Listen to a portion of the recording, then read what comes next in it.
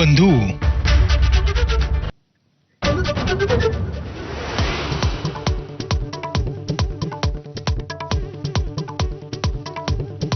पहलगाम हल्ल्याशी संबंधित एफआयआर माझाच्या हाती. पाकिस्तानच्या बिळात लपलेले आका देत होते दहशतवाद्यांना सूचना.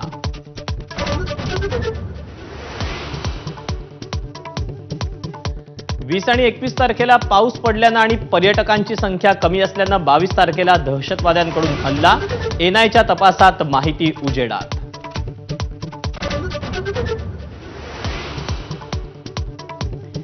एनआय प्रमुख सदानंद दातेंकडून बैसरन खोऱ्याचा सलग 3 तास आढावा. दहशतवाद्यांनी वापरलेल्या गोळ्यांच्या पुंगळ्यांचीही तपासणी. वेगानं तपास सुरू.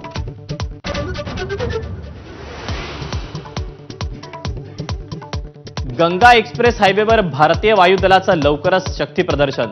राफेल, मिराज आणि जॅग्वारचं होणार लँडिंग.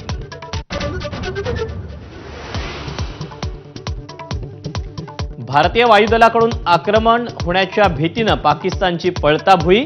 भारतीय सीमांवर पाकिस्तानकडून एअर डिफेन्स सिस्टीम तैनात.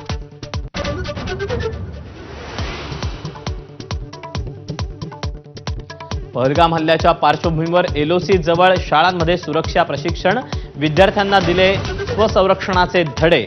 तर जम्मूच्या सीमा भागातील बंकर्सची साफसफाई.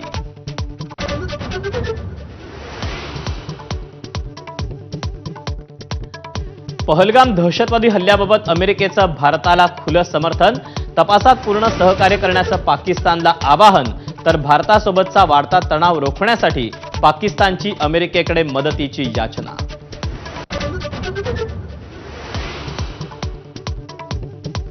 एनआयकडून जम्मू काश्मीरमध्ये हुरियत नेत्यांच्या ठिकाणांवर छापेमारी. पहलगाम हल्ल्यातील दहशतवाद्यांसाठी तरुणांचं नेटवर्क बनवल्याची सूत्रांची माहिती.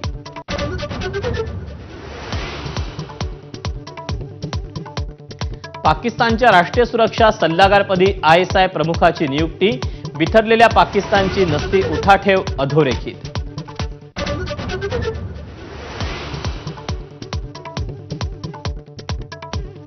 केदारनाथ यात्रेला उत्साहात सुरुवात. पंचमुखी पालखी मंदिरात दाखल. तर भाविकांची मोठ्या संख्येनं उपस्थिती.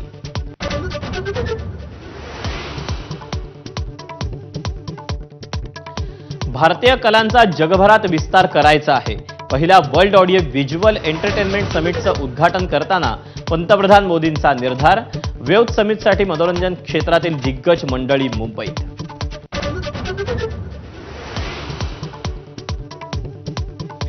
सरकारच्या 100 दिवसांच्या कामांचा निकाल जाहीर.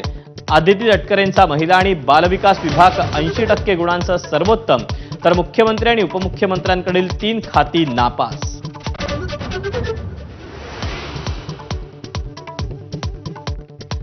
पुण्यात परशुराम आर्थिक विकास महामंडळाच्या नव्या इमारतीचं अजित पवारांकडून वेळेआधीच उद्घाटन.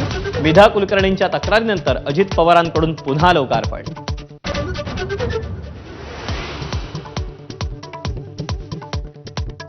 व्या महाराष्ट्र दिनानिमित्त राज्यभरात विविध कार्यक्रमांचं आयोजन. तर मुंबईतील हुतात्मा चौकात मुख्यमंत्र्यांकडून हुतात्म्यांना मानवंदना. तर शिवाजी पार्कवर राज्यपालांच्या हस्ते ध्वजवंदन. Headlines brought to you by Chitale बंधू.